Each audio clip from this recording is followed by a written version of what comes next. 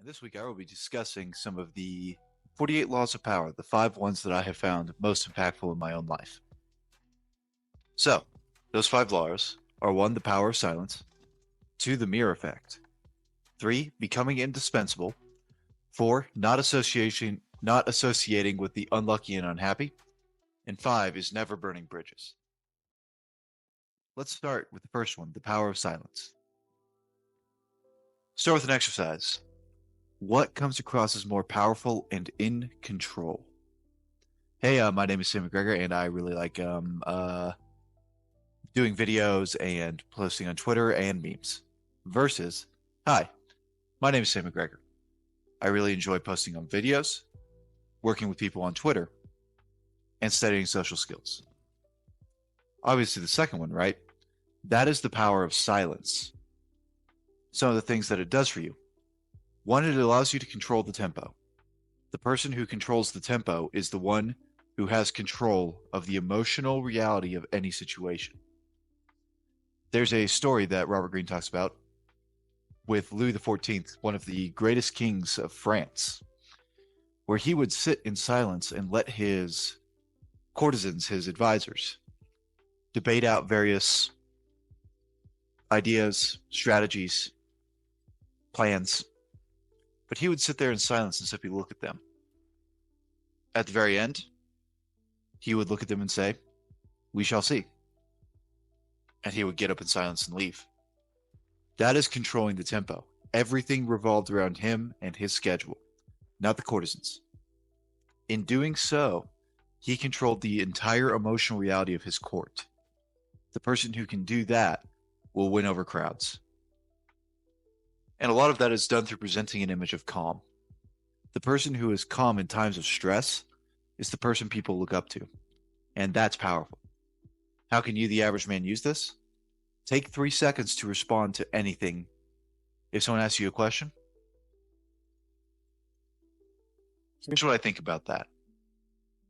That calm demeanor will come across and put a lot of nervousness at ease. And now people will listen to you. That's powerful. Second one, the mirror effect. You call this tit for tat. I will do exactly what you do to me. No more, no less. The idea here is to force others to see the reality of their actions. If they don't feel good about it, they will subconsciously realize, I'm doing that to him. I don't feel good about that, so he probably doesn't feel good about me doing it. So I need to change. The idea here is to very closely match what someone else is doing so that they can change their ways. A very good example of this was when Trump was getting elected, there was a whole kerfluffle about the process of electing Supreme Court justices. Earlier, Senator Harry Reid of Nevada, I remember this because this is when I was getting involved in politics a little bit. Earlier, Senator Harry Reid had removed, I think it was the filibuster, as part of Senate proceedings. He was trying to get some small bill passed. So what Mitch McConnell did is he delayed the appointment of a new justice in order to get one appointed after the election. And it was like a 9-month delay. It was something ridiculous, but it was tit for tat. Okay, you remove my ability to use power to force a compromise bill with you, Senator Reid. I will do exactly the same. He matched it. And the amount of outcry that happened was ridiculous, but there was no standing for it. Because everyone could point out, it's like, y'all are the ones who did this. You brought this on yourselves. You made your bed, now you get to lay in it. What is this used for? This is very, very useful for breaking passive aggression. It is to exactly match the level of pettiness that someone else has. And if it doesn't work, you escalate it up a level. You keep going until they finally get it. They finally get the idea that, oh, I'm acting this way and I need to change. Why does this work? Usually the person who initiates is not in control. The person who you're using the mirror effect on is usually not in control. In most cases, it's out of ignorance, not malice, that they're doing this. And having that reflected back at them can be very, very helpful to them. A good example of this is if someone is always making sarcastic digs at you, there's 2 ways you can handle it. You can directly call it out through saying, I really don't appreciate you making these sarcastic digs. Well, that will either force them to change or they're just going to ignore it and say, I'm not doing that. If they choose that second option of, I'm not doing that, I don't know what you're talking about, then you can start using the escalation ladder. Okay, you want to make sarcastic digs at me? I'm going to play your own game and beat you at it.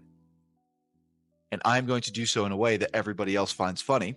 You're going to feel a little bit of social isolation. That should force you to change.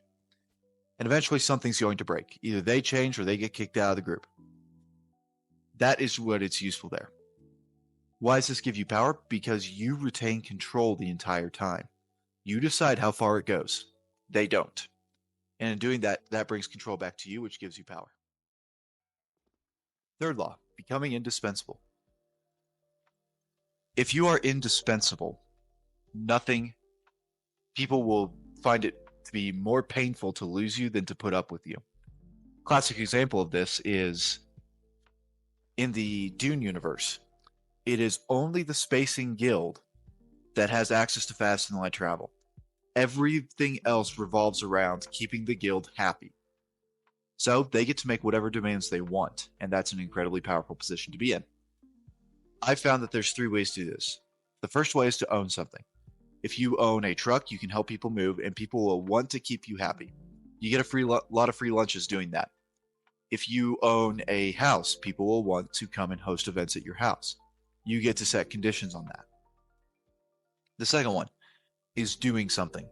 Classic example in business is if you are the only guy that can do something, you are in the position to name your price. Incredibly potent, right? This is why I take Joshua Lysick, for instance. He can demand whatever price he wants because he is the only person that is both a hypnotist and a ghostwriter. And that's why he's written multiple New York Times bestsellers. His work stands for itself. And the third one is to know something. For instance, I am very, very good at understanding and approaching the book of Leviticus. In Christian circles, that is a book a lot of people don't enjoy reading. But because I know how to approach it, I get asked a lot and get a lot of credibility because I know how to approach it. If people have questions about the book of Leviticus, they come to me. And while that may seem a little cold, a little bit calculating, it is the reality.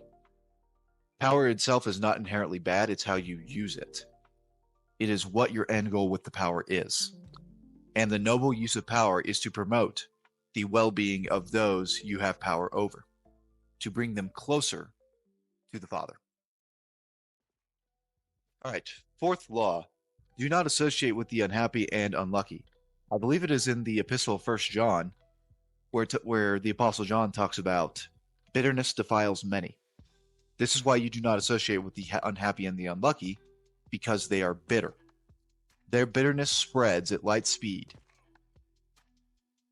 A lot of this comes down to the idea of, are they a high agency person or are they a low agency person?